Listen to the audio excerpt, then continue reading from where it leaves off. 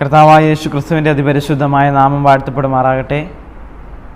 അനുഗ്രഹിക്കപ്പെട്ടതായ ഈ നല്ലൊരു ദിവസത്തിൻ്റെ പ്രഭാതം കണ്ടുണരുവാൻ തക്കവണ്ണം വലിയവനായ ദൈവം നമ്മെ ഓരോരുത്തരെയും സഹായിച്ച ദൈവത്തിൻ്റെ വലിയ കൃപകൾക്കായിട്ട് നമുക്ക് നന്ദിയോടെ ദൈവത്തെ സ്തുതിക്കാം.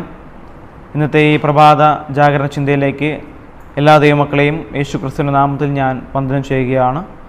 ഇന്നത്തെ ചിന്തയ്ക്ക് ആധാരമായിട്ട് നമുക്കൊരു വാക്യം വിശുദ്ധ വേദപുസ്തകത്തിൽ നിന്ന് വായിക്കാം. സദൃശ്യവാക്യങ്ങൾ 10-ാം അധ്യായം 6-ാം വാക്യം. സദൃശ്യവാക്യങ്ങൾ 10-ാം അധ്യായം 6-ാം വാക്യം ഇപ്രകാരം വായിക്കുന്നു: നീതിമാന്റെ ശിരസ്സിന്മേൽ അനുഗ്രഹങ്ങൾ വരുന്നു. ഈ അനുഗ്രഹിക്കപ്പെട്ടതായ നല്ല ഒരു ദിവസത്തിൻ്റെ പകൽക്കാല സമയം, അനുഗ്രഹിക്കപ്പെട്ട ഒരു ചിന്ത ദൈവം നമുക്ക് ഓരോരുത്തർക്കും നൽകി തന്നതിനായിട്ട് ഞാൻ ദൈവത്തെ സ്തുതിക്കുകയാണ്. ഇന്നുള്ളതായ ലോകത്തുള്ള എല്ലാവരും ആഗ്രഹിക്കുന്നത് പണക്കാരാവണം, സമ്പന്നരാവണം, നല്ല ജോലി, വിദ്യാഭ്യാസം, നല്ല ലൈഫ് സ്റ്റൈൽ വേണം, ഏറ്റവും ഉയർന്ന പദവിയിൽ ഉന്നത സ്ഥാനം കൈവരിച്ച് ജീവിതത്തിൻ്റെ എല്ലാ മേഖലകളിലും സമൂഹത്തിലും എല്ലാ മേഖലകളിലും അവർക്കെന്താണ് ഒരു പവർ വേണം, അവരെല്ലാവരും റെസ്പെക്റ്റ് ചെയ്യണം, ബഹുമാനത്തോടെ അവരെല്ലാവരും നോക്കണം, ആദരിക്കണം എന്നുള്ളതായ ചിന്തയോടെ പലരും ജീവിക്കുന്നു. എന്നാൽ അതിൽ പലരും നമ്മൾ നോക്കുമ്പോൾ അവരന്നത്തേതായ ആഹാരം എങ്ങനെ ഉണ്ടാക്കാം, അവരുടേതായ ലൈഫ് സ്റ്റൈലിൽ അവരെങ്ങനെ ജീവിക്കാം, ആ കിട്ടുന്ന ചെറിയ വരുമാനത്തിൽ അവരെങ്ങനെ ജീവിക്കാം എന്ന് വിചാരിച്ച് ജീവിക്കുന്നവരുണ്ട്. ഇതൊന്നും ഇല്ലാതെ എന്തിനോ വേണ്ടി ജീവിക്കുന്ന, എന്തിനാണ് ഞങ്ങൾ ജീവിക്കുന്നത് എന്നുള്ള ഒരു ലക്ഷ്യമില്ലാതെ ജീവിക്കുന്നവരുണ്ട്. അങ്ങനെ ഒരുപാട് ആളുകൾ ഈ ലോകത്ത് ജീവിക്കുന്നുണ്ട്. നാം കർത്താവായ യേശു ക്രിസ്തുവിനെ അനുഗമിക്കുമ്പോൾ യേശു ക്രിസ്തു ചെയ്തതായ ഓരോ പ്രവൃത്തിയിലൂടെയും നാം പോകേണ്ടതുണ്ട്. യേശു ക്രിസ്തു ജീവിച്ച രീതിയിലൂടെ നാം ജീവിക്കേണ്ടതുണ്ട്. യേശു ക്രിസ്തു സംസാരിച്ച പോലെ നാം സംസാരിക്കേണ്ടതുണ്ട്. യേശു ക്രിസ്തു മറ്റുള്ളവരോട് ഇടപഴകിയതുപോലെ നാം ഓരോരുത്തരും ബിഹേവ് അല്ലെങ്കിൽ ഇടപഴകാൻ തക്കവണ്ണം ശ്രമിക്കുക. ഒരു ക്രിസ്ത്യാനി ആയിരിക്കുമ്പോൾ കർത്താവ് യേശു ക്രിസ്തുവിനെ പിൻപറ്റുന്നു എന്ന് നമ്മൾ പറയുമ്പോൾ അവനിൽ വസിക്കുന്നു എന്ന് പറയുന്നവൻ അവൻ ജീവിച്ചതുപോലെ, അവൻ നടന്നതുപോലെ നടക്കേണ്ടതാകുന്നു എന്ന് യോഹന്നാൻ്റെ 1-ാം ലേഖനം 2-ാം അധ്യായം 6-ാം വാക്യം പറയുന്നു. നാം ഓരോരുത്തരും എങ്ങനെയാണ് ജീവിക്കുന്നത്? നാം അനുഗ്രഹത്തിന് വേണ്ടി മറ്റുള്ളവരെ ആശ്രയിക്കുക, അല്ലെങ്കിൽ പെട്ടെന്ന് പണക്കാരനാവാൻ വേണ്ടി നമ്മൾ ലോട്ടറി എടുക്കുക. പലരും ലോട്ടറി എടുക്കുന്ന പതിവുണ്ട്, പെട്ടെന്ന് സമ്പന്നരാകും. പക്ഷേ അതൊന്നും നടക്കുവാൻ തക്കവണ്ണം കഴിയുന്നില്ല. ചിലർക്ക് ഭാഗ്യം തുണയ്ക്കും, ചിലർക്ക് തുണയ്ക്കില്ല. എന്നിരുന്നാലും തിരുവചനം വളരെ വ്യക്തമായിട്ട് പറയുന്നു, ഇവിടെ നാം വായിച്ചു കേട്ടതായ വചനം, നീതിമാന്റെ ശിരസ്സിന്മേൽ അനുഗ്രഹങ്ങൾ വരുന്നു. അപ്പോൾ അനുഗ്രഹങ്ങൾ കിട്ടുവാൻ തക്കവണ്ണം, ലഭിപ്പാൻ തക്കവണ്ണം നാം ആരെയും തേടി പോകേണ്ടതായ ആവശ്യമില്ല. പലരും വിചാരിക്കും, ഞാൻ ആ ഒരു രാജ്യത്ത് പോയി അധ്വാനിച്ചാൽ, അല്ലെങ്കിൽ ആ രാജ്യത്ത് പോയാൽ ഞാൻ അനുഗ്രഹിക്കപ്പെടും, ഇന്ന സ്ഥലത്ത് ഞാൻ ജോലി ചെയ്താൽ, ഇന്ന കമ്പനിയിൽ ഞാൻ ജോലി ചെയ്താൽ ഞാൻ അനുഗ്രഹിക്കപ്പെടും. എന്നാൽ അങ്ങനെയൊന്നുമില്ല, അതിലൊന്നും ഒരു കാര്യവുമില്ല. നമ്മൾ എവിടെയായിരുന്നാലും നാം അനുഗ്രഹിക്കപ്പെടുവാൻ നാം നീതിമാന്മാരായി ജീവിക്കുക, നീതി പ്രവർത്തിച്ചുകൊണ്ട് ജീവിക്കുക, ന്യായം പ്രമാണിച്ചുകൊണ്ട് ജീവിക്കുക. തിരുവചനം പറയുന്നു, നീതിമാന്റെ ശിരസ്സിന്മേൽ അനുഗ്രഹങ്ങൾ വരുന്നു. അത് നാം എവിടെ പോയാലും നാം നീതിയോടെ ജീവിക്കുന്നുവെങ്കിൽ, നീതിമാന്മാരായിട്ട് ജീവിക്കുന്നുവെങ്കിൽ നമ്മുടെ ശിരസ്സിന്മേൽ അനുഗ്രഹങ്ങൾ വരും. നാം മറ്റുള്ളവർക്ക് ഒരു അനുഗ്രഹമായി തീരും, നാം മറ്റുള്ളവർക്ക് ഒരു നന്മയായി തീരും എന്ന് തിരുവചനം പറയുന്നു. ദൈവം അബ്രഹാമിനോട് പറയുന്ന ഒരു സ്റ്റേറ്റ്മെൻറ്റ് ഉൽപ്പത്തി പുസ്തകം 12-ാം അധ്യായം നമ്മൾ വായിക്കുമ്പോൾ കാണുവാൻ തക്കൊണ്ട് കഴിയുന്നു. 1, 2, 3 വാക്യങ്ങൾ നമ്മൾ താഴത്തേക്ക് വായിക്കുമ്പോൾ, അബ്രഹാമിനെ ആ ഒരു ദേശത്ത് നിന്നും വിളിച്ചു വേർതിരിച്ച് ദൈവം അവനെ കാണിപ്പാൻ തക്കവണ്ണം ഇരിക്കുന്ന ആ ദേശത്തേക്ക് യാത്രയാകാൻ തക്കവണ്ണം ഒരു കോള്, ഒരു വിളി അബ്രഹാമിന് ലഭിക്കുകയാണ് ചെയ്യുന്നത്. അങ്ങനെ സംസാരിക്കുന്ന സമയത്ത് അബ്രഹാമിനോട് ദൈവം പറയുന്നു, ഞാൻ നിന്നെ വലിയൊരു ജാതിയാക്കും, നിന്നെ അനുഗ്രഹിച്ച് നിന്റെ പേര് വലുതാക്കും. പിന്നീട് പറയുന്ന സ്റ്റേറ്റ്മെന്റ് വെരി വെരി ഇമ്പോർട്ടൻറ്റ്, നീ ഒരു അനുഗ്രഹം ആയിരിക്കും. Thou shall be A blessing. നീ ഒരു അനുഗ്രഹമായിരിക്കും. നാം അല്ലെങ്കിൽ ഞാൻ മറ്റുള്ളവർക്ക് ഒരു അനുഗ്രഹമാണോ, മറ്റുള്ളവർക്ക് ഒരു നന്മയാണോ എന്ന് നമ്മൾ ചിന്തിക്കുക. ഞാൻ ഇത്രയും കാലം ജീവിച്ചു, ഞാൻ മറ്റുള്ളവർക്ക് ഒരു അനുഗ്രഹമായി തീർന്നിട്ടുണ്ടോ? ഞാൻ മറ്റുള്ളവർക്ക് ഒരു നന്മയായി തീർന്നിട്ടുണ്ടോ? ഞാൻ ശുശ്രൂഷിക്കുന്ന എൻ്റെ സഭയിൽ ഞാൻ ഒരു അനുഗ്രഹമായി തീർന്നിട്ടുണ്ടോ?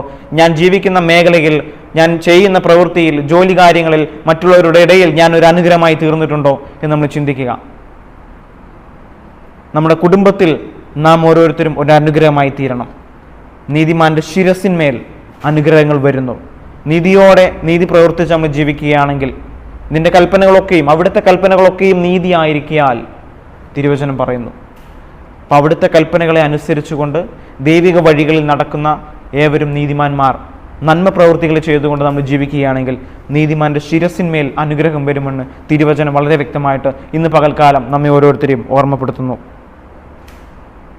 ആവർത്തന പുസ്തകം 28-ാം അധ്യായം നമ്മൾ വായിക്കുമ്പോൾ, 1 മുതൽ താഴേക്ക് വായിക്കുമ്പോൾ, ദൈവിക ന്യായപ്രമാണങ്ങളെ അനുസരിച്ച് ജീവിക്കുമെങ്കിൽ ദൈവം നൽകുന്ന അനുഗ്രഹങ്ങൾ പടിപടിയായിട്ട് താഴേക്ക് രേഖപ്പെടുത്തിയിട്ടുണ്ട്. 2-ാം വാക്യം ഇപ്രകാരം വായിക്കുന്നു: നിന്റെ ദൈവം യഹോവയുടെ വാക്ക് കേട്ടനുസരിച്ചാൽ ഈ അനുഗ്രഹങ്ങളെല്ലാം നിനക്ക് സിദ്ധിക്കും, നിനക്ക് വന്ന് ഭവിക്കും, നിനക്ക് വന്ന് ചേരും.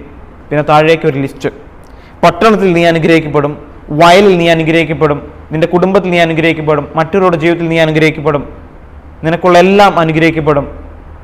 നീ ജോലി ചെയ്യുന്നയിടം, നമ്മൾ ഏത് സിറ്റിയാണോ ആ സിറ്റി അല്ലെങ്കിൽ ആ ഭവനം, ആ സ്ഥാപനം നാം മുഖാന്തരം അനുഗ്രഹിക്കപ്പെടും. അബ്രഹാമിനോട് പറഞ്ഞ പോലെ നീ ഒരു അനുഗ്രഹമായിരിക്കും. നിന്നെ ശപിക്കുന്നവരെ ഞാൻ ശപിക്കും, നീ അനുഗ്രഹിക്കുന്നവരെ ഞാനും അനുഗ്രഹിക്കും, നിന്റെ പേർ വലുതാക്കും. ഇങ്ങനെ നാം ചെയ്യണം. കർത്താവിൻ്റെ പാത പിന്തുടർന്നുകൊണ്ട്, നീതി പ്രവർത്തിച്ചുകൊണ്ട് നമ്മൾ ജീവിക്കുകയാണെങ്കിൽ, ന്യായം പ്രമാണിച്ചുകൊണ്ട് നാം ജീവിക്കുകയാണെങ്കിൽ, ദൈവിക കൽപ്പനകൾക്ക് പ്രാധാന്യം കൊടുത്തുകൊണ്ട് ദൈവത്തെ അനുസരിച്ച് നമ്മൾ ജീവിക്കുകയാണെങ്കിൽ, അപ്പോസ്തല പ്രവൃത്തികൾ 5-ാം അധ്യായം 26 പറയുന്നു, മനുഷ്യരെക്കാൾ അധികം ദൈവത്തെ അനുസരിക്കേണ്ടതാകുന്നു. ആ ദൈവത്തിലുള്ളതായ പൂർണ്ണ സമർപ്പണത്തോടെ നാം ആയിരിക്കുന്നുവെങ്കിൽ നമ്മുടെ തലയ്ക്ക് മുകളിൽ അനുഗ്രഹം വരും. നാം മറ്റുള്ളവർക്ക് ഒരു അനുഗ്രഹമായി തീരും.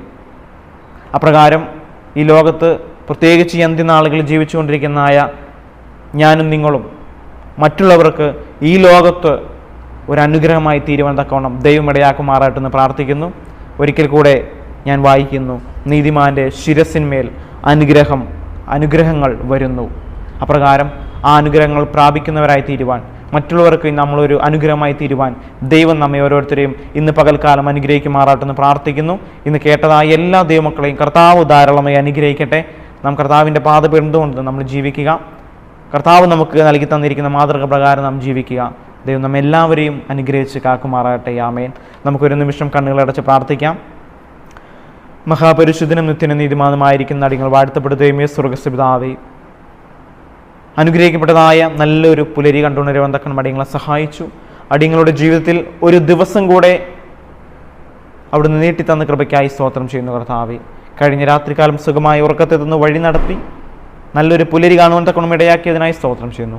ഇന്നത്തെ കർത്താവെ, പകൽക്കാലത്തെ ഏതൊക്കെ ശുശ്രൂഷകളിൽ അടിയങ്ങൾ പങ്കെടുക്കുന്നുവോ അതൊക്കെയും അനുഗ്രഹിക്കപ്പെടുവാൻ, അടിയങ്ങൾ ചെയ്യുന്ന ഓരോ പ്രവൃത്തിയും അടിയങ്ങൾ മുഖാന്തരം അനുഗ്രഹിക്കപ്പെടുവാൻ സഹായിക്കാൻ പ്രാർത്ഥിക്കുന്നു. അടിയങ്ങൾ ഇന്ന് കണ്ടുമുട്ടുന്ന ഓരോ ദൈവമക്കളും അടിയങ്ങൾ മുഖാന്തരം അനുഗ്രഹിക്കപ്പെടുവാൻ തക്കണം സഹായിക്കുവാൻ പ്രാർത്ഥിക്കുന്നു. അടിയങ്ങൾ ഓരോരുത്തരും അടിയങ്ങൾ ജീവിക്കുന്ന ആ ദേശത്ത്, പ്രവർത്തിക്കുന്ന മേഖലയിൽ, അടിയങ്ങൾ താമസിക്കുന്ന ഭവനത്തിൽ അടിയങ്ങൾ ഓരോരുത്തരും മറ്റുള്ളവർക്ക് ഒരു അനുഗ്രഹമായി തീരുവാൻ തക്കണം അടിയങ്ങളെ സഹായിക്കണം. അതിനായിട്ട് അങ്ങയുടെ കർത്താവെ, ന്യായപ്രമാണങ്ങളും എല്ലാം അനുസരിച്ച് നീതിയോടെ നടക്കുവാനായിട്ട് അടിയങ്ങളെ സഹായിക്കണം. അവിടുന്ന് നീതിമാൻ ആകൊണ്ട് അടിയങ്ങളും ഓരോരുത്തരും ആകുവാൻ തക്കവണ്ണം അങ്ങ് ആഗ്രഹിക്കുന്നു. നീതി ചെയ്യുന്നവൻ നീതിമാനാകുന്നു. അവൻ നീതിമാനായിരിക്കുന്നത് പോലെ നീതി ചെയ്യുന്ന ഏവനും നീതിമാന്മാരായിരിക്കുന്നു. അതുപോലെ ആ നീതിമാന്മാരായിക്കൊണ്ട് ആ നീതിമാന്മാരുടെ ശിരസിന്മേലാണ് അനുഗ്രഹങ്ങൾ വരുന്നത്. അപ്രകാരം ആ അനുഗ്രഹങ്ങൾ പ്രാപിച്ചവരായി തീരുവാൻ അടിയങ്ങളെ സഹായിക്കണം. പ്രാർത്ഥന കേട്ട കൃപയ്ക്കായ സ്തോത്രം. യേശു ക്രിസ്തുവിന്റെ നാമത്തിൽ ചോദിക്കുന്നു. കൃപയോടെ കേട്ടുത്തരം അരുളണമേ സ്വർഗ്ഗസ്ഥനായ പിതാവേ. ആമേൻ. ദൈവം നമ്മളെല്ലാവരെയും അനുഗ്രഹിച്ച് കാക്കുമാറാകട്ടെ. എന്ന് കേട്ട എല്ലാവരെയും കർത്താവ് വഴി നടത്തുമാറാകട്ടെ എന്ന് പ്രാർത്ഥിക്കുന്നു. അനുഗ്രഹിക്കപ്പെട്ട ഒരു നല്ല ദിവസം ഞാൻ നേരുന്നു. ആമേൻ.